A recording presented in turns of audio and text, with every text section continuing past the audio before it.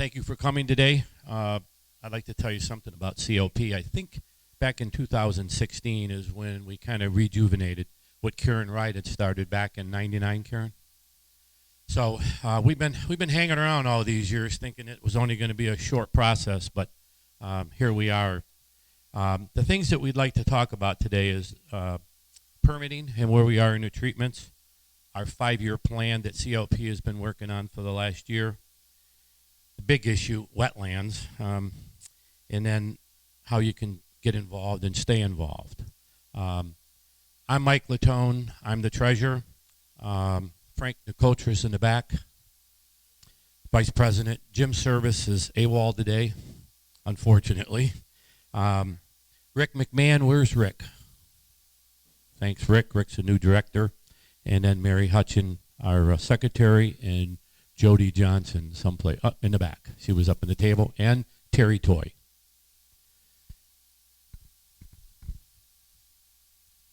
Um, 50-50, anybody missed one? There's also, we have 3 sets of flares that we're going to be giving away that are electronic. So in case you decide to use electronic flare instead of all the pollution going up, we get 3 of them we've ordered. And at this point, I'd like to introduce Glenn Sullivan from Ready About, who is working on the lake with us. Thanks, Mike. Can you hear me all right? Okay. So, good morning. My job, we can skip that. My job is to just give you an update on the pesticide use that we're going to have over the season that we've done so far. I'm going to start with the reminder, for those of you who have already had your morning coffee, that caffeine is more toxic than the herbicides we use. It's right there. In fact, it's probably 35% more toxic than, 35 times more toxic than Procelicor, the stuff that we use to control the milfoil. In fact, salt is more toxic than Procelicor. All right, just to give you a frame of reference. Okay.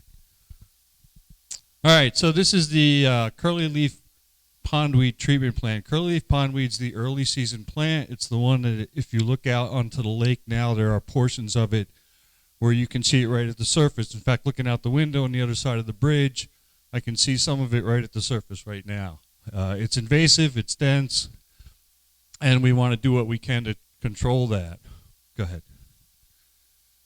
So these are the sites in Ellery that we had planned for this year.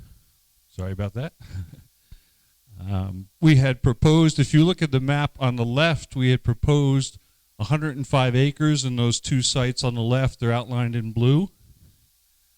All right, after the DEC permits came back, where'd it go? There we go. After the DEC permits came back, the area in green is what we were approved for, 51 acres. All right, the area in blue we were not approved for. Can anybody see the red outlined areas? All right, the red outlined areas are fish habitat, DEC fish habitat, and the DEC does not allow us to treat inside those areas. So this zone that we had planned to treat, we were not allowed to because of the fish habitat. That's the Arnold Bay section. Okay. This is the Bust-Eye area. On the map on the left, you see the 2 areas we proposed to treat, a total of 220 acres. On the right, we were allowed to treat this area in green. We had to cut it back a little bit for this fish zone. And of this area, we were only allowed to treat this small 5-acre zone. The rest of it was all in the fish habitat area. Now, I don't want you to think that those people are the only people affected by fish habitat. That is all DEC designated fish habitat where we're not allowed to do any treatment work. We are allowed to, well, harvesting is allowed, but treatment work is not. So if you happen to live along one of those shorelines and you have a weed problem, you really need the harvester at this point. Glenn, would you explain that we're pushing back because that has... Yeah, that's a good point, Frank. Yeah, and initially, and when this first came out probably 4 years ago, it was fish spawning habitat, and it was less. And then the following year, they increased the size of the habitat, and they just made it fish habitat. So we've been fighting this so far unsuccessfully. But one of the things we're trying to do this year is to push one of the treatments later to see if that allows us to treat in a fish habitat zone.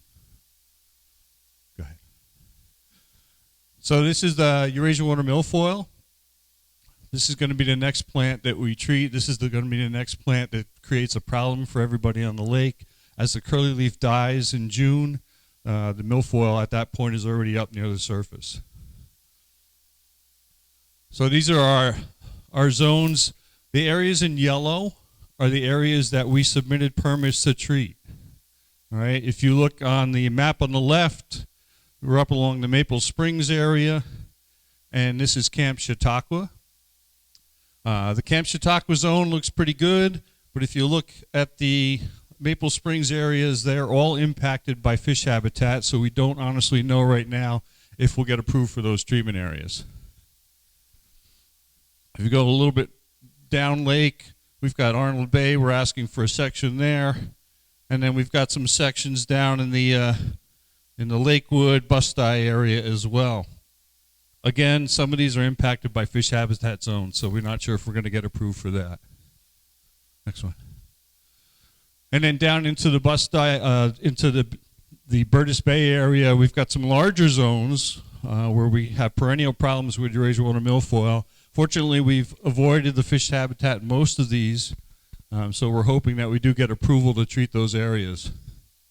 The Greenhurst section will probably lose some of that section. Yeah. Yeah. Thank you for pointing that out. I should have mentioned that. Yes, there are two lines. The inner line is the fish habitat zone. The outer line is the buffer for the fish habitat zone. All right? So that way, you know, if the fish escape the habitat, they're stopped by the buffer. All right, next. All right, starry stonewort. Starry stonewort's an algae. It looks like a plant. If you're looking at it in the water, it looks like a nasty plant. It's actually an algae. It's expanding in the lake. It's expanding in New York. It's expanding in the Midwest. So we're trying to target that now and control it before it really gets out of hand. So we have 3 treatment areas that we proposed here in pink, 2 in Ellicott, 1 down in Lakewood. These are part of a pilot program. We're going to use 3 different products to see which one works best in relatively the same size plots in each. All right, we've avoided the fish habitat in those areas, so we anticipate we'll get approval for those. Go ahead.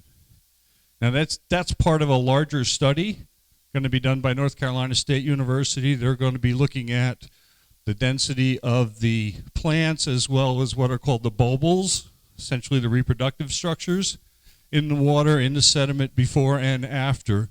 So we have good research as to what works best and what we can use going forward. And the last thing we asked for, and this is kind of a departure from what we've asked for in the past, is for nuisance weed control. In other words, broad spectrum.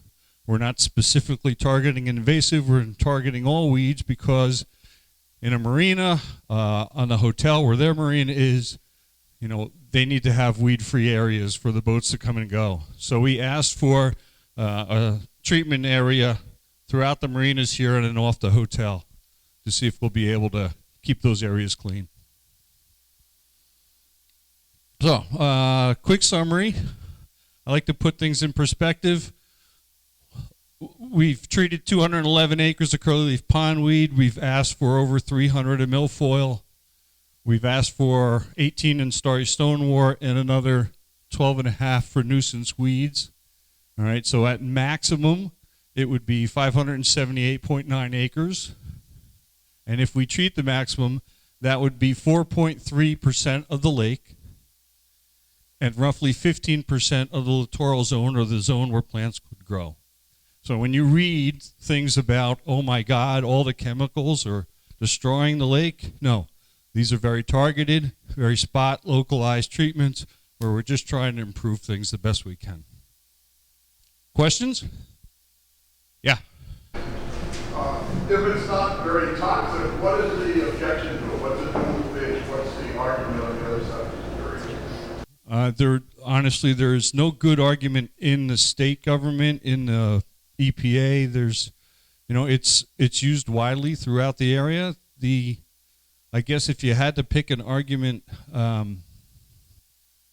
there are some plants, all right, because it's a broad spectrum control product, all right. So there are some plants, and particularly there's a small water lily called Water Shield that could also be controlled when you apply Percellacor to control the milfoil.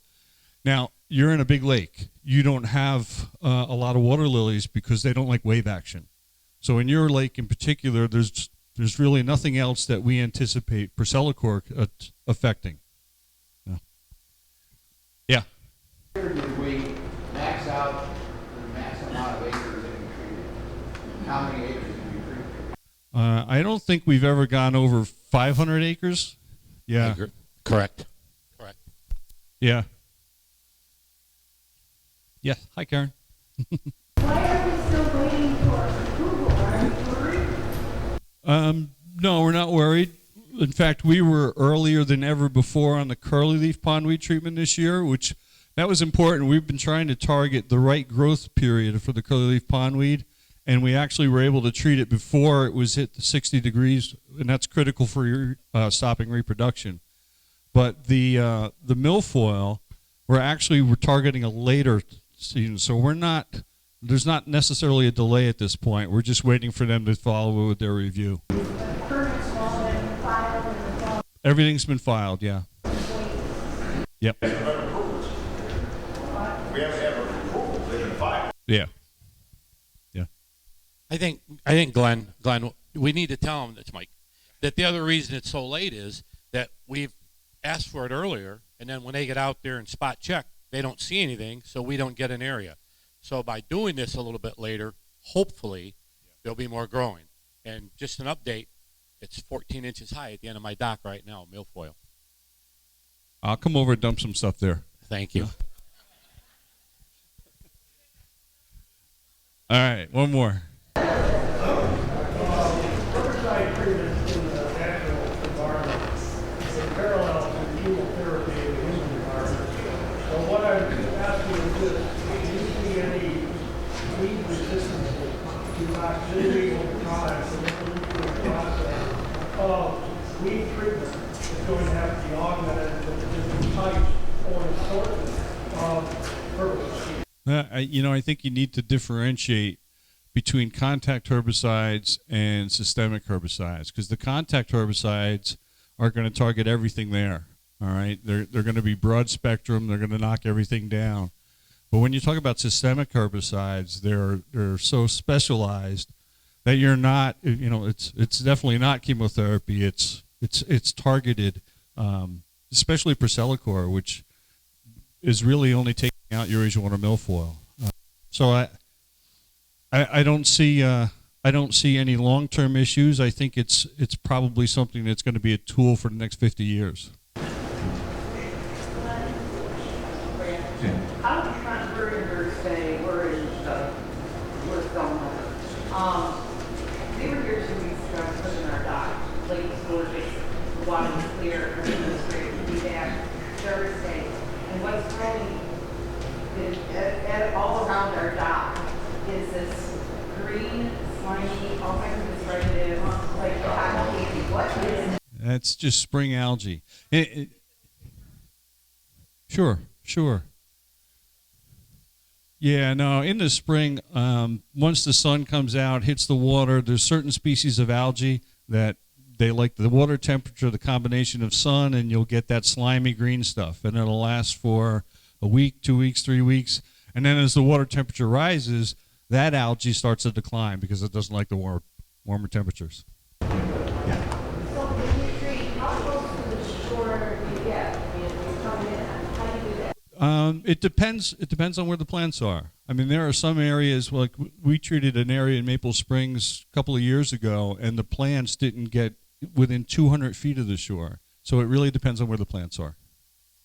One more. Are you seeing the number of acres decrease recently, or are you anticipating that with the looming wetlands? Well, we've definitely seen a decrease in the milfoil acreage. Yeah. From when we started doing treatments to now, there's probably less than half of the amount of milfoil acreage because we're getting a cumulative effect. Every time you use Procelicor or Navigate, which we used before, you're not getting one season control of milfoil, you're getting 2, 3. So we're seeing that decline. Curly leaf, I can't say just yet. All right, I'm going to pass it over to Frank. If you have more questions for me, I'll be around when we're done. Thank you. Again, welcome. Thank you. I appreciate everybody taking the time to come on at least a morning beautiful Saturday. I don't know this afternoon, but thanks again. And just to add on to what couple things that Glenn has said, the two of us Glenn and I work directly with DEC, and believe me, it's consuming and it's not a pleasant experience. I mean, we do the best we can, and there are many, many factors that are compounded and that impact what we're able to treat. And a couple of the factors, when Glenn was talking about the fish habitat zones that have significantly increased in the last number of years, DEC is there really is no statute that regulates where they place and how much they attest our fish habitat zones. So they increase them with no control. It's just at their discretion. And the same thing would apply because there's no control over what they're doing. They've increased the fish habitat zones, which decreases what we could possibly or what we are permitted to treat. And as they've increased that, keep in mind the wetland. If they expand the wetlands are extremely regulated as far as what we can do with herbicides. So if you combine an increase in wetlands and the increase in the fish habitat zones, what's happening is you're going to get less and less possible areas of treatment. And what winds up happening is you're going to have, many of you are going to have a very difficult time spring into summer, depending pondweed early, milfoil later, if we are prevented from treating. And as it is, we're only treating a very small percentage of the lake. We're going to have much more significant problems. So when you're looking at the wetland issue, you got to keep the whole thing. It's a much larger scope of things because it's not just the wetlands, it's the fish habitat zones, it's what they prevent Glenn and I from getting. What is the depth of? There's a depth of water regulation.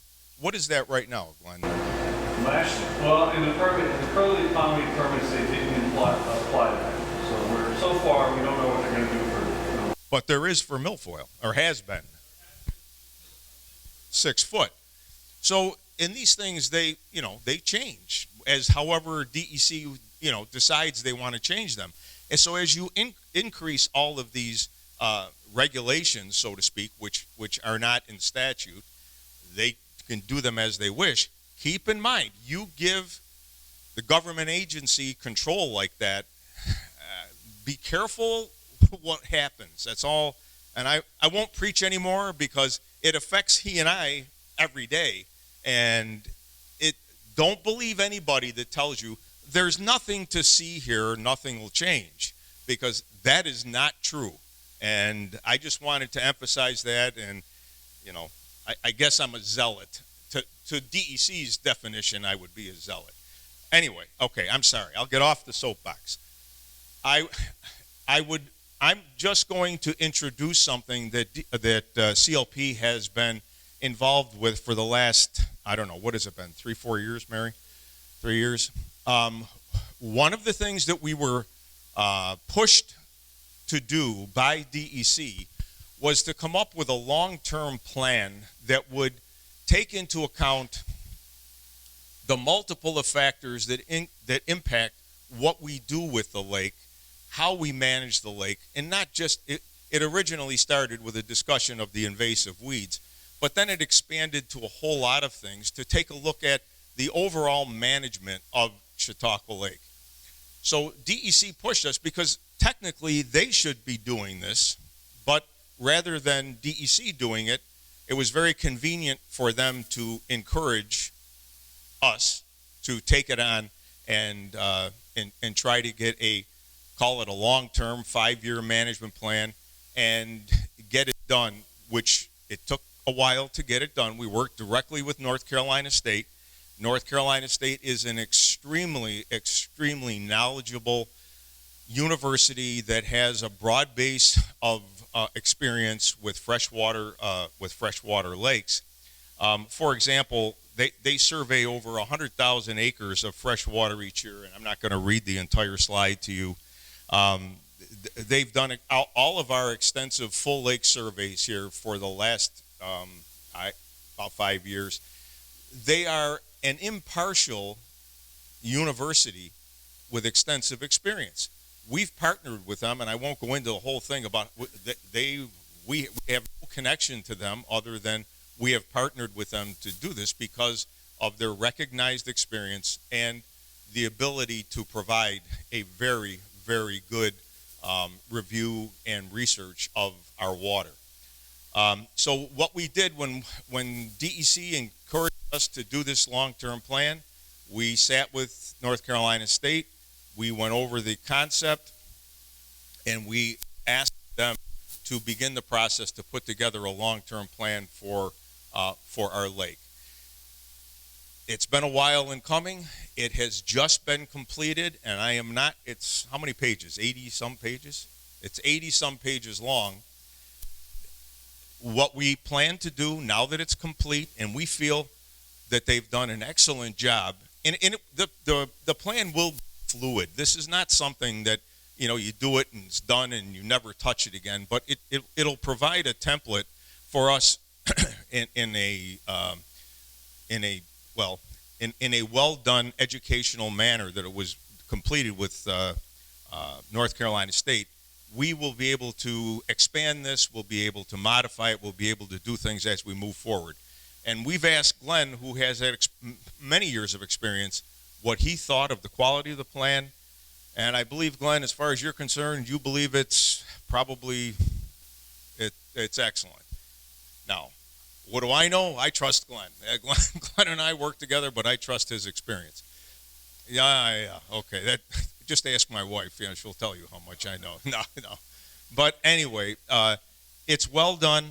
We will be presenting it to the Alliance. The Alliance funded it, and I think that's important to note. They provided us with a grant because to do these things, actually North Carolina has provided us a very, very cost-effective opportunity to get some of these things done. They certainly haven't killed us with cost, but there is a cost involved. The Alliance has paid for it, and we're hoping to present it to the Alliance, and also it'll be presented to DEC and also to Chautauqua County when, I'm assuming, within the next couple of weeks. So I just wanted to give you an update as to, the fact that it's done, that the Chautauqua Lake Partnership does much more than, as some people say, go out and poison the lake. We are looking at proper management. We are always looking at better ways to do things. How can we manage? What other avenues are there for us to improve water quality? And this is just one of the tools. So that was the purpose of the plan. I'm sorry, I get talking and I should be looking up here.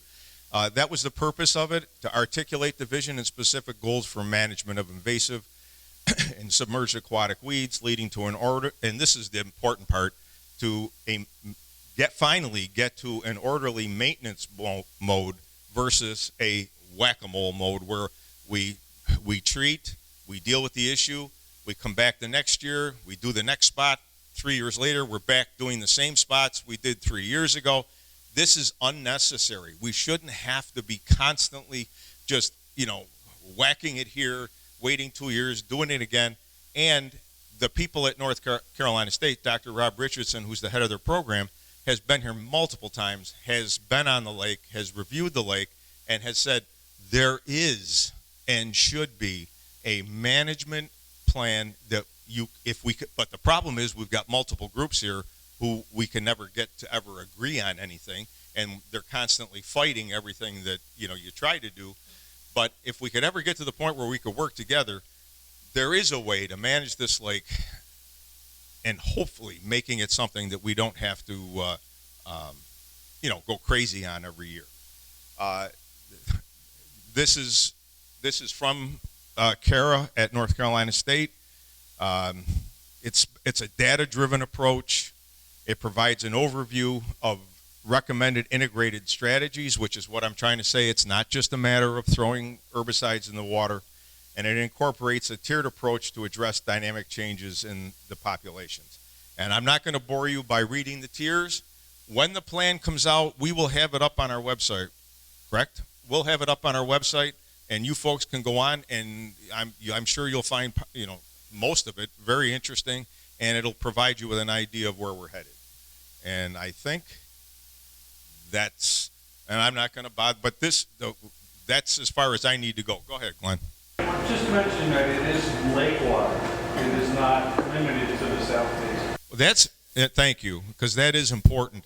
One of the things that has been a factor in the past, we cannot get anyone, well, I should say any of the organizations, to understand in order to manage this lake, we've been forced to just concentrate on the South Basin. The problem is not just the South Basin. The problem starts up in Mayville. And if you don't, and this is what Rob Richardson from North Carolina State has said to us, he says, folks, if you don't start on a whole lake situation, starting in Mayville, and deal with your water quality problems lake-wide, you are never going to fix it. The whack-a-mole thing is not my term, but that's what winds up happening. If you want to avoid whack-a-mole, you got to treat, and not just treat with herbicides, but you have to deal with the water quality from Mayville all the way down to the outlet. And Glenn, you're right. And Glenn has said that also. He's been our consultant for quite a while, and he realizes that the problem is not solvable just from the bridge south. Correct? Pardon me? Well, Karen, that's our next step. It's in the plan in this plan pushes the fact that we need a lake manager, okay? Now, when you look through the plan, this is why people think North Carolina State is some group that we influence. This is from them. Now, we have to get the powers that be all the way down and up the line to understand this is not going to work.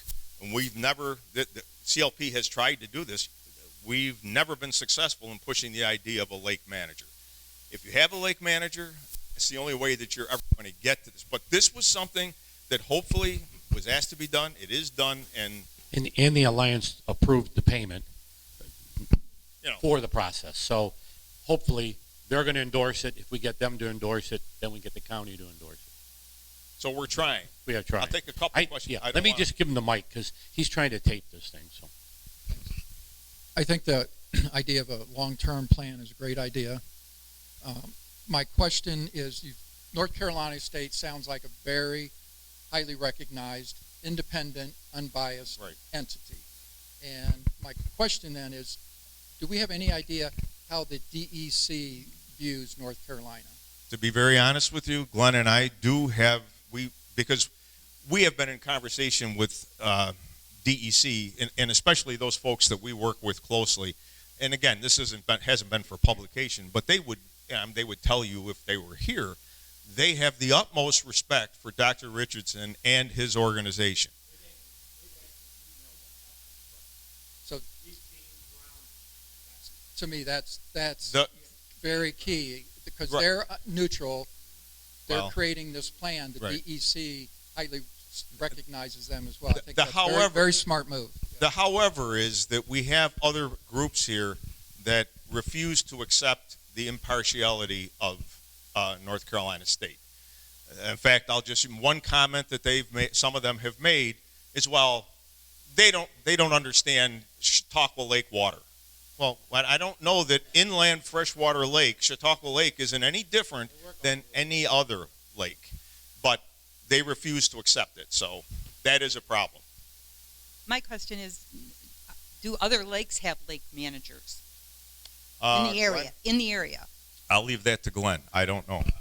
There are some larger lakes in the state that have lake managers, but I think it's more common in other areas, in Midwest and even New England, you'll see that raw. Well, think about, we just lost somebody at the Alliance, but the Alliance's overhead just with the 3 salaries, I believe, was like 168, right? But almost 200 grand. Andy Goodell actually was in, he's part of the reason they changed the funding part of it.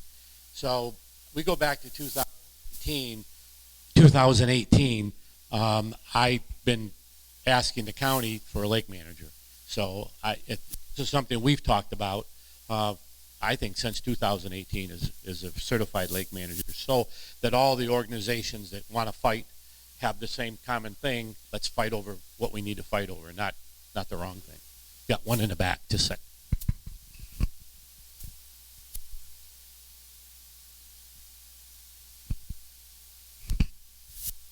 You're doing. Question that I have in terms of the benchmarking is I go about each month to Skinny Atlas Lake. Yep. They had a lot of issues there going back several years. They have left me with the impression that they pretty much treat their whole lake. That's what they've left me the impression, and their water is just beautiful. Yeah, we were and just they've there. got most high-valued homes there of any lake in our state, maybe in the region. So can we learn from them? Is there things that, I mean, they're dealing with the same state, the same DEC, generally speaking, at least. No, it's not the same. No, it's not the same DEC. It's a different region. It's a different region of DEC. Different Glenn, region. you want to address that? All sounds good. Well, Skinny Atlas, Glenn, he said, is that they treat the whole lake.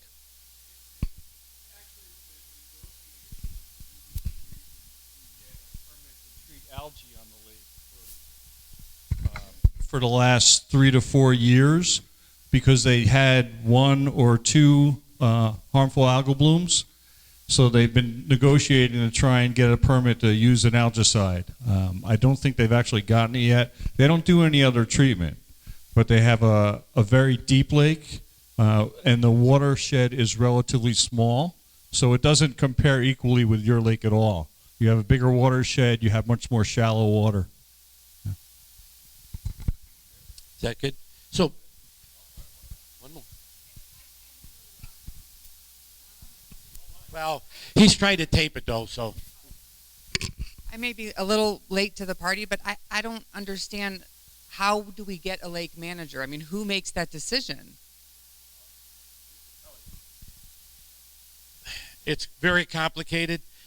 We've asked the county, and the county would have to put it in their budget, so that's one option. That's what I believe, or I guess CLP has talked about, is that the county supports the Alliance, and we have 2 of our members here, Jody Johnson, myself, on the Alliance board, so maybe we could force that issue. But again, we just lost one. Taylor left the Alliance, so they're you know, maybe that could happen. I don't know, but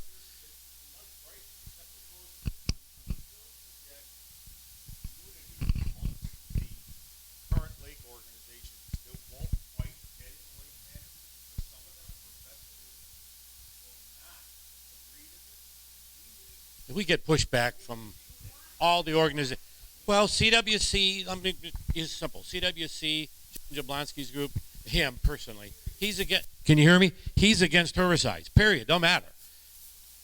Chautauqua Lake Association and the Conroe family, they hate herbicides. They're going to fight us. They drink coffee, but they sure won't put anything in the lake. And they fight us. They send letters. I mean, we talked about it at different meetings. So, but I guess one thing that we want to carry on is if, we do over 900 survey points on this lake, and we've done Mayville. And when we had the DEC talking about wetland, I asked the guy on the phone, and this guy that was running, I asked him, I said, tell me about Chautauqua. I know about Birds Bay. Let's talk about Chautauqua Institution, because that's the problem we have here. In front of the Lakewood Park, there's 42 or 44 acres of What do you call it? It's a wetland. Perfect. I love it. I said, how about in front of the docks at Chautauqua? You can walk on milfoil there in the summer. What do you call it? It's a wetland. They're gonna have the same problem we have. So they can sit up there and they can join the Jefferson Project and tell you how good things are. I'm gonna tell you, it's really not. It's not as good as it seems like all them little huts they're putting up is gonna help us. And we will see day one what happens. But let them do their testing. We told them back in 2018 what the problem is. When we were working with Bowling Green, it was simple. It's in lake is the problem. And we told them, and we didn't spend, we used the TMDL, we used very little money, and we said, hey, this is the problem. The problem is in lake. But they all want to run and hide and keep kicking the can. So we've tried to be political, and we've tried to work with them. It's a challenge, trust me. But Jody and I leave that meeting, and it's always the same thing. We pound our head against the wall.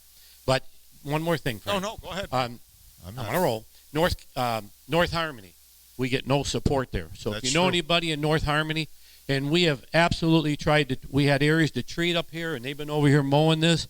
And the problem is they mow it, and it grows again, and then it blows to this side. We've begged them to, we've showed them why it should be treated. They won't treat it. We need to get them out. We need people to get involved in your community.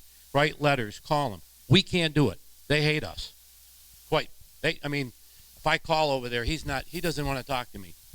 So North Harmony, Mayville's the same. We went to Mayville 2 or 3 times, showed them what we have up there, willing to do it. Hey, guys, we'll raise the money. We'll help you.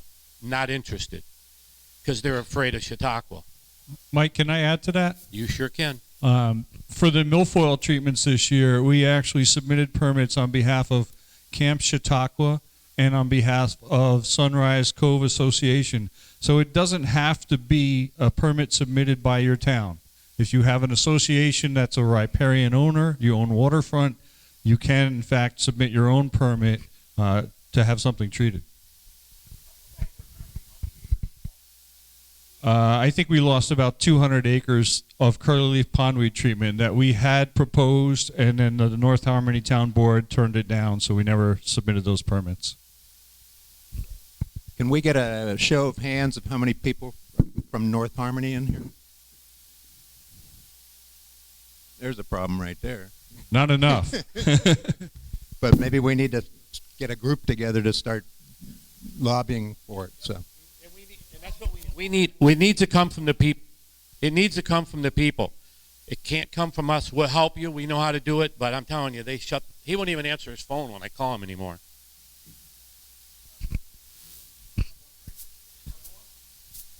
A quick question. Can you just a really short, brief description of, we see this organization here, that's why I'm here. Can you give me the 3 or 4 organizations and the relationship currently?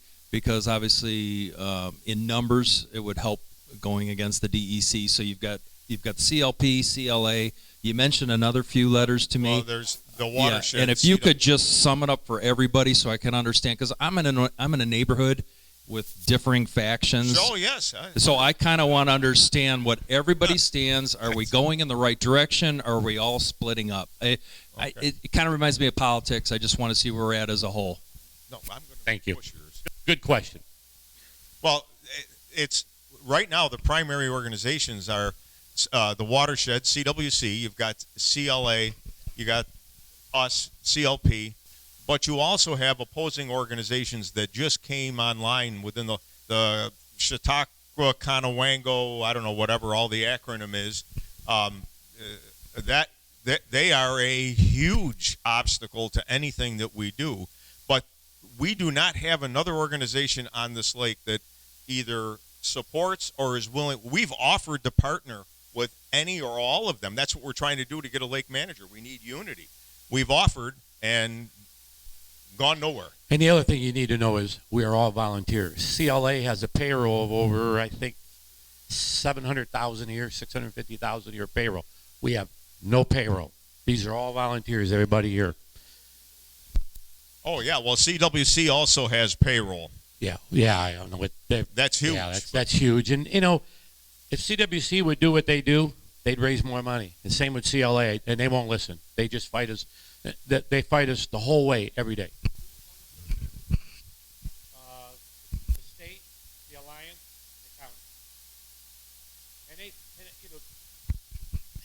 drives me crazy because I'm the treasurer of this group.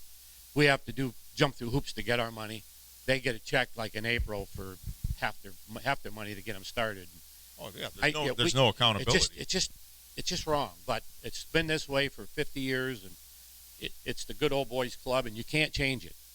But we've got inroads. I mean, now we get money from the Alliance for Herbicides. Not enough, but we do get money, and the foundations help us with money. But it takes a lot of money. I mean, we just spent $140,000 on pondweed, so it goes, and herbicide would be probably $250. So we spent a lot of money on herbicide, but it works. If you know, last year the lake was beautiful. We didn't get it yet, though. Well, to follow up on the didn't get it. gentleman's in the back of the room's question, which is a good one, I don't know that I heard the answer to his question. Is what are the agencies larger than CLP, and about how much bigger are each of those than what we are? Mike, Say what? Well, because they don't like herbicides. They don't period. Both of them. CWC and CLA have their boards are crossed. Okay, meaning same people, same board. So they used to put herbicides in. I think the last year was like 96, and when they did the whole lake, but again they didn't. I think they did 550 acres at max. I think that's what Paul told me once. But they quit because of arguments with the DEC. DEC is not easy to get permits from, and that all started about that time. They were afraid of being sued, so they quit. We come on board after Karen got a permit, and we worked real hard to get some permitting. So get back to the answer. CLA is probably, because they cut weeds for 50 years. Their business. That's their business. Probably have more people signed up as members, and then pay them money and help them support. Which, if you're going to get weeds cut, that's it. State gives them $125,000 a year. The county gives them, I believe, $150 directly, and then the Alliance. I don't remember the number, but I think it's somewhere around $300,000 that the Alliance gives them. So they get money, and then CWC, they have a lot of membership, but you know what they do? They buy property, take it off the tax roll, and to conserve property. So they're really helping us out, because every time they buy a piece of property, our taxes go up again because they take another 50 acres off the lake, and they own. And I don't know what they own. I can't tell you. Lots. So that's the two of them, and then this new company, this Conawango, is Jane Congro's baby, and I don't know, how many members, if there's 2 or 3, and there's a couple small people that our fishing association guy in Bemis, he has a group, 3 people. So I mean, and the problem is, all them people write letters to DEC. Frank goes and gets the letters, we can file for papers and get them, and it's the same people every year that fight us. We used to call them the Dirty Dozen. They sued us once. Twice they sued us, Jim? Yeah, they sued us. We used to call them the Dirty Dozen, a gang in Maple Springs. They sued us. We've been there. We ain't afraid of them. Come on. We'll get them. But that's who we're fighting. We're fighting people who think coffee is really good, when Glenn just showed you the truth of it. And keep in mind, Mike, that one of the other things we're fighting, don't lose sight of the fact that we're constantly fighting the pressure from the institution. The institution is behind a lot of the opposition, and they don't really care about all of you. They don't. They're very self-serving. They may come off as if they're the most benevolent institution ever. They're not. And we've tried to get it. If they'd spent all the money they spent on this Jefferson project to put the water line from Asheville to there, it'd have been over. They just don't want to pay for water. That's simple. They still want to drink it out of the lake. It's crazy in this day and age. If they weren't drinking water out of the lake, when Robert Richardson, when Frank and I took him around the lake, he said, Mike, this is nuts. We need to get an airplane and do the whole lake. And I'm like, I pulled the car over. I couldn't believe what he was saying. What are you talking about? He says, Mike, we do lakes like this all the time. We take an airplane, we start in the north, we go to the south, we treat it. 2 years in a row, you're done. He said in the 3rd year, you'll be spot treating. How do you get there? We need a lot more people in the room and a lot more people that are fighting for us, because DEC, they want every house here gone. They want the trees planted back. They don't want us here. It's about the fish. It's not about us. It's about the fish and the plants. So these treatments, they're not done, so they're done by like organizations like us, so the government like doesn't do anything to treat it? No. So No. different organizations get It's just together. It's just us? We can't really we don't get permits. We facilitate. CLP is just a helper. We help the municipalities get permits. That's what we do, because the permits are issued to the town of Ellery, the town of Ellicott, the village of Lakewood. They get the permit, and then we help get it done. That's what we do, because we don't get the physical permit. We do all the work. You Last guys question. do all the work. Last question. All right. I live on Burtis Bay, and I think this 5-year plan is amazing. And you know what? Maybe we need to change and say, you know, we have this plan. The whole lake is affected. Nothing's going to get better until everybody starts working together. You know, we all want the same goal, but there's too many egos involved. Well, you know, and too many histories that you know, you guys are the new guy on the block. But we agree. We'd be glad to do it. I think. Let me tell you, we when the second year CLP was together, I went to all the people I knew on the board of CLA. I wanted to merge the boards. We have one organization. They're not interested. They're just not interested. They want to run it their way, and they're going to continue as long as the guy that's on the head is there. It's not going to change. Just not going to change. All right, Mary's the timekeeper. Yeah, so we're the timekeeper. Sorry, I know have there's questions more, at the end. We'll be here. We're not leaving, but we need to turn it over to Rick McMahon about wetlands. You're welcome.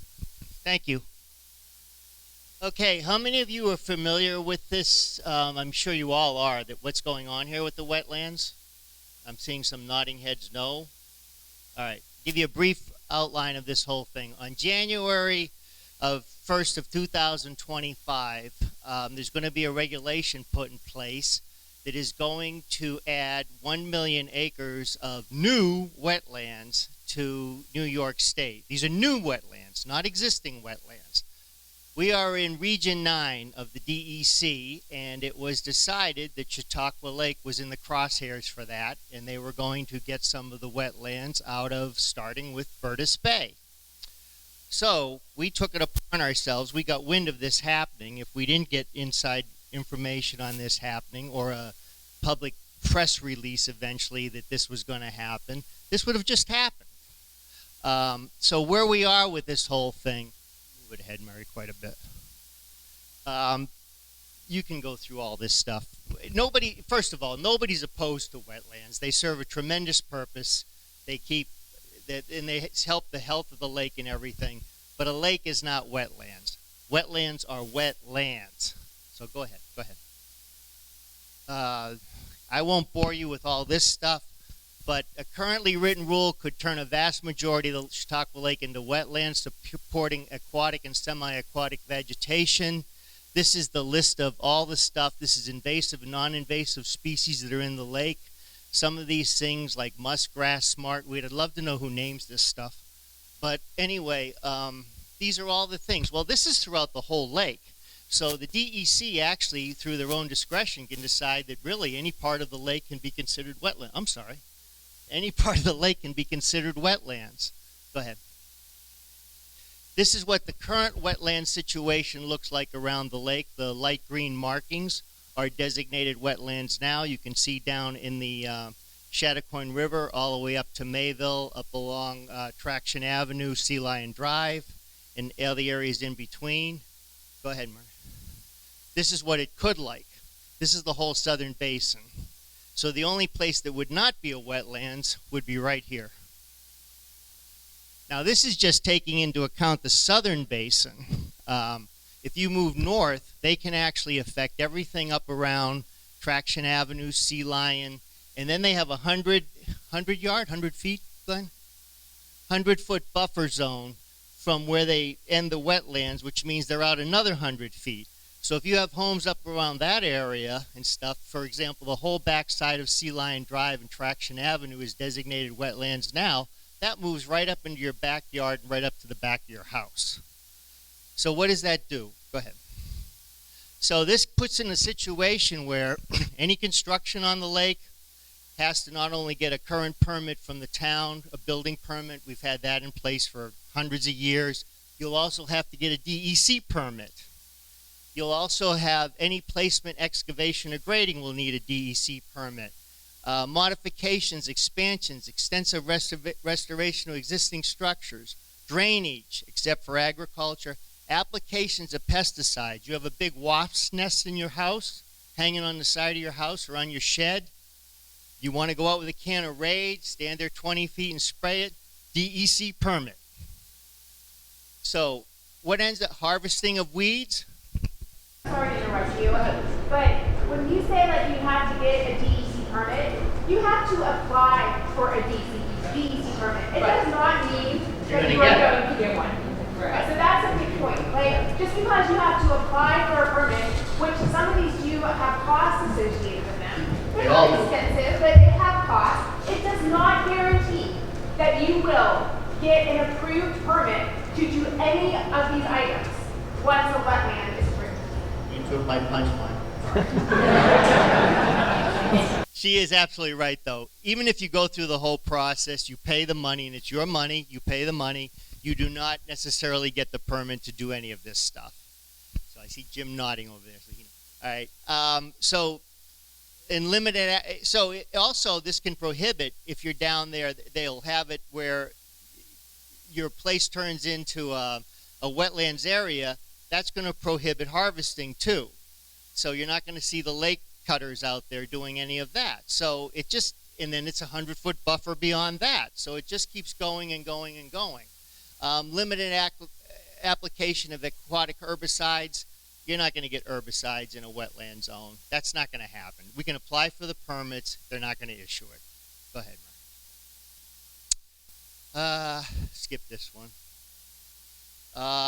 Also, from our standpoint, you're going from an Article 15 pesticide permit to an Article 25 pesticide permit, which is a lot more money, a lot more time consuming. Glenn can address that better than anybody. But, and then again, no guarantee you're going to get it. Go ahead. So where are we? Right now, we started this whole thing. We kicked it off on March 16th. We had about 200 attendees at the Lawson Center. We started a DEC letter writing campaign. To date, we have 198 herbicide letters have gone out from you guys, 190 wetlands ejection letters to the New York DEC. Change.org petition and social media have hit 1,229 signatures. Yard signs. Please take the yard signs. I don't want to carry them back to my car. And they are very effective, by the way. The Memorial Day Rally, Chautauqua Lake Symposium of the CI Lake Conference is coming up. Give big, Mike addressed that, the Chautauqua fundraiser. Share awareness of other New York State lakes. On Thursday, we did a Zoom call with a couple other lakes around New York who are slowly waking up to this situation. That went very, very well. We're hoping to get a consortium of many, many lakes. It is everything in New York State. It's all the freshwater lakes. So we are hoping to get a consortium and have more political impact with the DEC in regards to this. We have had high-level phone calls with Hochul's chief of staff and the head of the DEC in New York State. As you can expect, that's a lot of thank you, take it into consideration, great information, love you, you love us, you know, that type of stuff. But at least the lines of communication are open. Go. Click. Okay. So what we are trying to do is continue public awareness and initiate our resource, our next action. Retain specialty legal counsel. We have engaged a law firm out of an environmental law firm out of Albany to give us guidance in this whole thing. What we want to do is we want to engage with the DEC and help write this regulation. Our legislatures, Borrello, Andy, those guys, they're trying, I don't know how far this has gone yet, maybe somebody else can address this, but they are trying to actually get the law changed to eliminate lakes from being classified as wetlands. that's a long process. In the meantime, the regulation is going to go into place, but they still are going to have an open dialogue on the whole thing, and we're going to try and get them, essentially, to help them write the law so it benefits and it doesn't hurt us. That's where we are with that. So what can you do? Go on our website. It's right there, chqlake.org. We have everything. These are just fill in your name and everything. It automatically goes to the right resources that people that should see it. Next. Sign the petition when it comes around. Keep the lake the lake. If this asks you to donate, it's not to a donation necessarily of us. It's more to keep this website going. What? Yeah, you don't have to donate, guys. So just you sign it. Cool thing about this is it goes around and more people, if you were the genesis of sending it to somebody else, you get to see who keeps signing it as it moves along. Next. And then keep the lake the lake. These are effective. This is working out really, really well. We are getting a lot of attention from this. So please put these out. And we'd like to see more and more of them. There's about, I think, maybe 100 over there. You can pick those up if you don't want to take one today at DNS Glass and the Real Estate Advantage office over on Fairmont Avenue. So that's essentially it. Oh, and we got a 50-50 drawing today. You allowed one question, get together, make it a good one. Just because, can you go back to the slide where you said there's already wetlands on Chautauqua Lake? Oh, okay, because that was a little confusing. Yeah, right here. Yeah, there's always been some wetlands. Havana area. Anybody else have any questions? I mean, we've got a little time, so.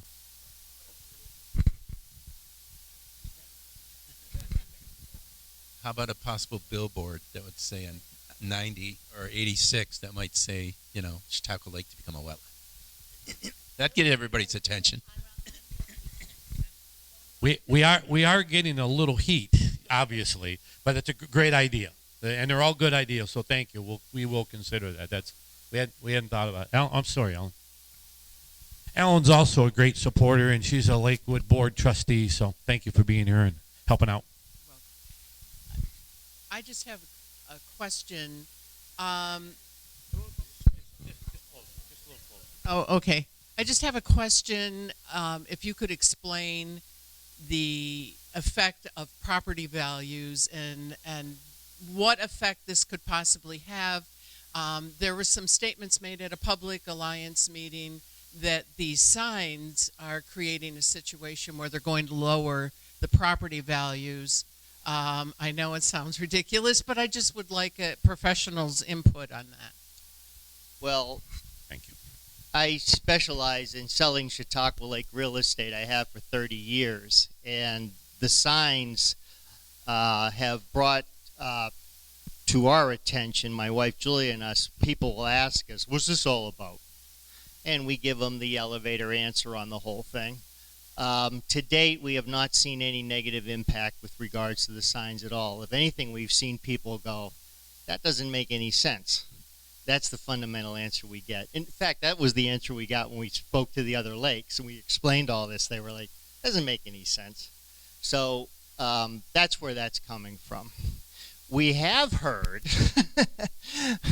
from different factions that are opposed to us and from some high-level county government officials and stuff like that, that they're like beside themselves about the signs, but that's probably a good thing. There's a target. Yeah, there's a target. There's a target. So. But the signs, they've helped, you know, they're getting more people involved, and that's what we need. We need people involved. Like I said, 8 of us can't get it done. We need everybody out there talking. We need the support to get this thing done. To answer your next question, how does it affect real estate value? It's a common sense answer. If you turn the front of your home into wetlands, you're screwed. I mean, that's the bottom line. If your home was worth $450,000, $500,000, you can cut it in half. Now, this doesn't happen overnight. None of this stuff happens. You don't wake up one day and your house is in half in value. It's a gradual descension of value over time. But you do wake up one time going, this didn't work out too well. You know. So. Got one here, Rick. Got one here. So I was going to ask you, like, this is so logical. A lake's a lake. It's not a wetland. Are the politicians, like, I understand dealing with politicians, they sometimes don't listen. I mean, what's the defense of this? And you said there's opposition. Who opposes this? I mean, who would think a lake is a wetland? I don't get it. Well, the defense of it is it's just a gathering of Governor Hochul's the one who originally proposed this whole thing. Not true. Somebody in Manhattan. The guy Well- in Manhattan's the guy that, but Hochul put it in a budget. There was a assembly guy, senator in Manhattan. I stand corrected, but That's okay. Hochul made the announcement that In the she's going to budget. do 1 million more acres of new wetlands in the 2022 budget, subsequently coming up. Now, this goes out over 2025, and then it goes into 2027. They take 12 acres is the minimum for consideration of wetlands. They bring it down to 7 acres so they can get more that way. So basically, if you had a piece of property around here that had 50 acres on it or 10 acres on it and it had some wetlands in it, they could come to your house and go, that's 7 acres or less now. We can talk to you about this. Thanks, Rick. The green. It's really the green action. Yeah. And this That's guy what it got came the green action going, and that's what they're talking about, taking more control. If you don't think it's about control, it's about the state taking more control of our land. Like, So that's what we're fighting about. Common sense has nothing to do with it. Or did they write just a broad legislation and now they're kind of stuck with this broad everybody? He said, did they write? I don't think it was done with the intent to capture lakes. Okay. I just think it was a broad stroke, and they probably unintended to capture a lot of lakes. Yeah, what George Brillo is trying to do right now, he's trying to write a bill that would say anything over 500 acres is exempt. Could it happen? We don't know, but at least he's trying, and that's it. That's happening now. These people know that the Wetlands Act was enacted in 1969, and it wasn't made official or started until the early 1970s. Correct. Kathy Hochul's dug this up to the grave and now is making it a statewide issue, along with the federal law that stands behind it with the T. All right, no other state has taken on a wetlands statewide like Kathy Hochul wants to do here in New York State. Yeah, she bought a house in Virginia. On a lake, by the way. On a lake. On a lake. There's a lot of people around the lake. Do you get the impression that most folks are aware of what they're proposing? They either don't read their emails or they don't read the newspaper, and that's how we get it out. It's on Facebook. CLP's on Facebook. So Jim Warfritz is also, I was going to mention this at the end, but Jim Warfritz is also doing a presentation on Sunday, this coming Sunday, at the Lawson Center from 5:30 to 7. And it'll be informational regarding the draft regulations, property owner, business implications, what to do to protect your interest. And then you're doing another one on Monday, May 27th at the Bemis Point Golf Club. So there's 2 more. What time is that? Oh yeah, that one is, the Monday one is 12 to 1:30. Thank you. And these posters Jim has put up, around the area. So there's another one on Sunday at the Lawson Center and Monday at the Bemis Point Golf Club. So you've got to become aware, and you've got to tell people, and people, you got to talk it up. We're trying, but it's not easy. Yes. What time did you say for the golf club on? Golf club is 12 to 1:30. okay, we got one more up here, Frank. This isn't just about, property owners. This is about the whole area in general. And I was just wondering, is our new mayor involved, the new mayor of Jamestown? I mean, this will kill business. We depend on tourism. This is much bigger than just property. So the Bemis mayor is doing the chicken barbecue today. That's why he's not here. He actually called and apologized. Jamestown, I have talked to the new mayor in Jamestown, and she does support us, and so we do get their support, but they got their own problems in Jamestown. So Town of Ellicott supports us too. The mayor of the mayor of we invite all the supports us, radio too. stations. They don't have anybody working weekends. We've put it out to all the media, but radio stations have nobody working weekends, no news desks. The main thing is, guys, please go to the website and fill out the form, send it in. They don't sit there and read a form letter email, but they do look at the numbers.